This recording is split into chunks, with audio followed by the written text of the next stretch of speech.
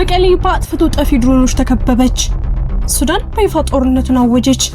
አሜሪካ የኢራንን መርከቦች አጋየች። ሰበር ዜና በመቀሌ ሰማይ ላይ አጥፍቶ ጠፊ ድሮኖች በስፋት ተሰማርተዋል። በመቀሌና በአድዋ የተሰሙት የፍንዳታ ድምጾች ክልሉን ወደ አዲስ የጦርነት ምዕራፍ እየከተቱት ይገኛሉ። የከንቲባው ቢሮ ተመቷል። የጄቶች ድምጽም ነዋሪውን እያሸበረ ነው። ዛሬ መቀሌ የጦር ቀጠና ሆና ውላለች።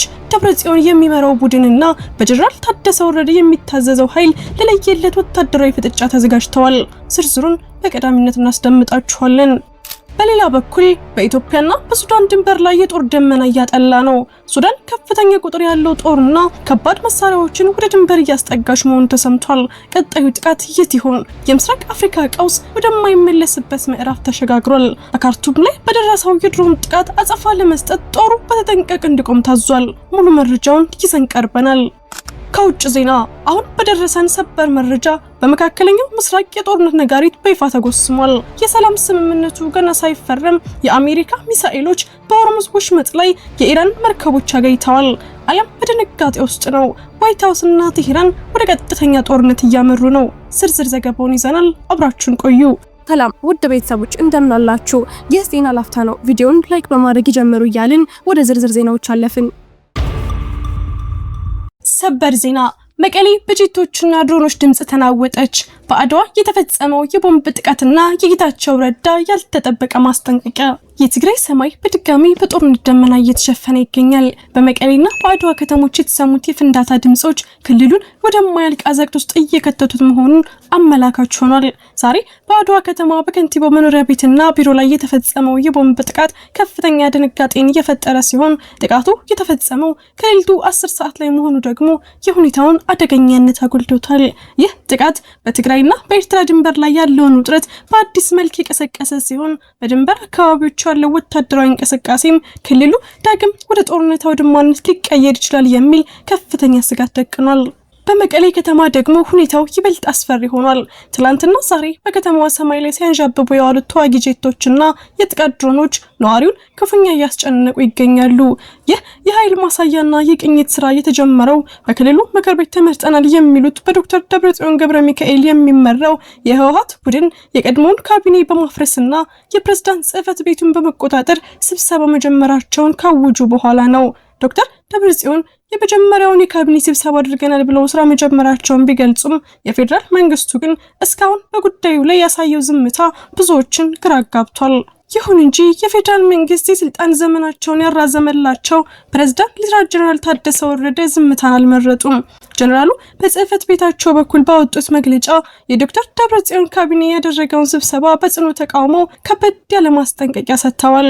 ጀነራል ታደሰ እነዚህ አካላት ችግሮችን በውይይት ከመፍታት ይልቅ የጊዜያዊ አስተዳደሩን የስብሰባ አዳራሽ በኃይል በመያዝ የቀሰቀሱት ግጭት ክልሉን አደገኛ ዋጋ ሊያስከፍለው እንደሚችል አስታውቀዋል። በዚህ ታሪካዊ ፍጥጫ መሃል ደግሞ የቀድሞ የጊዜያዊ አስተዳደር ፕሬዝዳንት አቶ ጌታቸው ረዳ የሰጡት ትንታኔ የብዙዎችን ትኩረት ስቧል። አቶ ጌታቸው በዶክተር ደብረጽዮን የሚመራው አንጃ ትግራይን ዳግም ወደ አውዳሚ ጦርነት እየመራ ነው ሲሉ በግልጽ አስጠንቅቀዋል።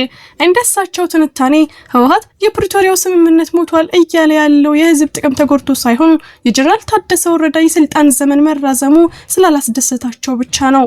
አቶ ጌታቸው አክሎም ዶክተር ደብረጽዮን ከ2013 ጦርነት በፊት በነበረው አይነት ባዶ ፉከራ ህዝቡን ዳግም ለሞትና ለስደት እየዳረጉት ነው ሲሉ ክፉኛ ተችተዋል። አሁን ላይ በትግራይ ያለው ሁኔታ እጅግ አሳሳቢ ደረጃ ላይ ደርሷል። በአንድ በኩል ስልጣን አንለቅም የሚሉ የጊዜያዊ አስተዳደሩ አመራሮች፣ በሌላ በኩል ደግሞ ምክር ቤቱ ተመልሷል በማለት ስልጣን የተቆጣጠሩት የህወሓት አመራሮች ክልሉን ለሁለት ከፍለውታል። በመሃል ደግሞ የከንቲባዎች ቢሮ መፈንዳት፣ የጄቶች ድምጽና የድንበር ውጥረት ተጨምሮበት ትግራይ የቆመችበት ምድር እየተናወጠ ይገኛል። የፌደራል መንግስቱ ቀጣይ እርምጃ ምን ሊሆን ይችላል? ዶክተር ደብረጽዮን ወደፊት የሚገፉት እስከየት ነው? በትግራይ ሰማይ ላይ የሚታዩ ድሮኖች የጦርነት አዋጅ ሆኑ ይሆን? አብረን የምናይ ይሆናል። እርሶም በዚህ መረጃ ላይ ያለውትን ማንኛውም ሀሳብና አስተያየት በኮሜንት ሴክሽን ላይ እንዲያጋሩን እየጋበዝን አሁን በቀጥታ ወደ ቀጣዩ ዜና እንለፍ። በኢትዮጵያና በሱዳን ድንበር ያለው ውጥረት ከፍተኛ ደረጃ ላይ ደርሷል። ሱዳን ተጨማሪ ጦር ወደ ድንበር እያስጠጋች ነው። በኢትዮጵያና በሱዳን መካከል ያለው ዲፕሎማሲያዊና ወታደራዊ ግንኙነት በአደገኛ ሁኔታ እየተበላሸ መጥቷል። የሱዳን መንግስት ከኢትዮጵያ ጋር በሚያዋስኑት የገዳሪፍ ግዛት ስር በሚገኙት ምስራቅ ገለባት፣ ባሱንዳና አልፋሽጋ አካባቢዎች ከፍተኛ ቁጥር ያለው ተጨማሪ ወታደራዊ ኃይልና ዘመናዊ የጦር መሳሪያዎችን ማስፈሩ ተሰምቷል። ሱዳን ትሪቢዮን የሀገሪቱን ወታደራዊ ምንጮች ጠቅሶ እንደዘገበው ሰራዊቱ በማንኛውም ሰዓት ሊከሰት ለሚችል ግጭት በከፍተኛ የንቃትና የተጠንቀቅ ሁኔታ ላይ እንዲሆን ትዕዛዝ ተላልፎለታል። ይህ ድንገተኛ ወታደራዊ እንቅስቃሴ የተቀሰቀሰው ሰኞ ዕለት ከኢትዮጵያ ባህር ዳር አውሮፕላን ማረፊያ የተነሱ ድሮኖች በካርቱም ዓለም አቀፍ አውሮፕላን ማረፊያና በሌሎች ስትራቴጂካዊ ስፍራዎች ላይ ጥቃት ፈጽመዋል የሚል ክስ በሱዳን በኩል መቅረቡን ተከትሎ ነው። ጥቃቱ በዋና ከተማዋ ካርቱም ላይ ከፍተኛ ፍንዳታና ጥቁር ጭስ ያስከተለ ቢሆንም እስካሁን በሰው ሕይወት ላይ የደረሰ ጉዳት አለመኖሩ ተገልጿል። ሆኖም ግን ድርጊቱ የሱዳን ባለስልጣናትን ክፉኛ ያስቆጣ ይመስላል። የሱዳን መንግስት ውንጀላውን አጥብቆ በመቀጠል ኢትዮጵያ የፈጣን ድጋፍ ሰጪ ኃይሎችን RSF ከጀርባ ትደግፋለች፣ እንዲሁም በአልፋሽጋ ድንበር አካባቢ በሱዳናውያን አርሶ አደሮች ላይ ጥቃት የሚፈጽሙ ታጣቂዎችን ታሰልጥናለች የሚል ከባድ ቅሬታ አቅርቧል። የኢትዮጵያ መንግስት በበኩሉ የቀረበበትን ክስ መሰረተ ቢስ በማለት ሙሉ በሙሉ ያስተባበለ ቢሆንም ሱዳን ግን በኢትዮጵያ የሚገኙትን አምባሳደሯን ለምክክር ወደ ካርቱም ጠርታለች። የሱዳን ጦር ኃይሎች ቃል አቀባይ አሲም አዋድ አብደልዋሃብ በሰጡት መግለጫ የሀገሪቱን ሉዓላዊነትና ብሔራዊ ደህንነት ለማስጠበቅ ጦራቸው አስፈላጊውን አጸፋዊ ምላሽ ለመስጠት ሙሉ መብቱ የተጠበቀ መሆኑንና በማንኛውም ሰዓት ለከፍተኛ ጦርነት ዝግጁ መሆኑን ገልጸዋል። በሁለቱ ሀገራት ድንበር ላይ የጦር ደመና እያጠላ ባለበት በዚህ ወቅት ዓለም አቀፉ ማህበረሰብ ሁኔታው ወደ ከፋ ግጭት እንዳያመራ በስጋት እየተከታተለው ይገኛል። ቪዲዮአችንን ላይክ ማድረግ አይርሱ እያልን ወደ ውጭ ዜና አለፍን። አሜሪካ የኢራን የነዳጅ መርከቦችን ደበደበች። በሆርሙዝ ወሽመጥ ከፍተኛ ጦርነት ተቀሰቀሰ። የመካከለኛው ምስራቅ ውጥረት ወደ አዲስ ምዕራፍ ተሸጋግሯል። አሜሪካና ኢራን የነበረባቸውን የቃላት ጦርነት ወደ ተግባር በመቀየር በሆርሙዝ ወሽመጥ ላይ ቀጥተኛ ወታደራዊ ግጭት ውስጥ መግባታቸውን የሚያሳዩ ዘገባዎች ወጥተዋል። የአሜሪካ ማዕከላዊ እዝ ሴንትኮም ባወጣው አስደንጋጭ መግለጫ በሆርሙዝ ወሽመጥ ላይ የተጣለውን እገዳ ጥሰው ለማለፍ የሞከሩ ሁለት የኢራን ነዳጅ ጫኝ መርከቦች ላይ የአየር ጥቃት መፈጸሙን በይፋ አስታውቋል። ይህ እርምጃ የተወሰደው በባህር ኃይል ተዋጊ አውሮፕላኖች ሲሆን መርከቦቹ የቀረበላቸውን ጥብቅ ማስጠንቀቂያ ባለመቀበል ጉዟቸውን ለመቀጠል በመሞከራቸው ኢላማ ውስጥ መግባታቸው ተገልጿል። ሴንትኮም ለጥቃቱ ማስረጃ የሚሆን የቪዲዮ ምስል ማጋራቱ ደግሞ የሁኔታውን አሳሳቢነት ይበልጥ አግዝፎታል።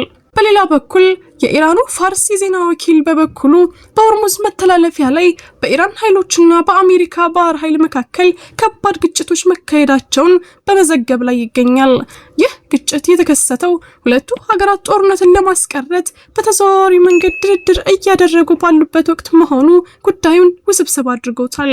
በተለይም ፕሬዝዳንት ዶናልድ ትራምፕ ጦርነቱን ለመቋጨት አሜሪካ ያዘጋጀችውን ባለ 14 ነጥብ የስምምነት እቅድ ለኢራን ልከው ምላሽ እየጠበቁ ባሉበት ሰዓት የተተኮሰው ጥይት የሰላሙን ተስፋ አደጋ ላይ ጥሎታል። አሜሪካ ያቀረበችው የስምምነት ሰነድ ኢራን የኒውክሌር ማበልጸግን ተግባሯን እንድታቆም በምላሹ ደግሞ ማዕቀቦች እንዲነሱላትና በሆርሙዝ ወሽመጥ ላይ ነፃ የባህር ጉዞ እንዲመለስ የሚጠይቅ ነበር።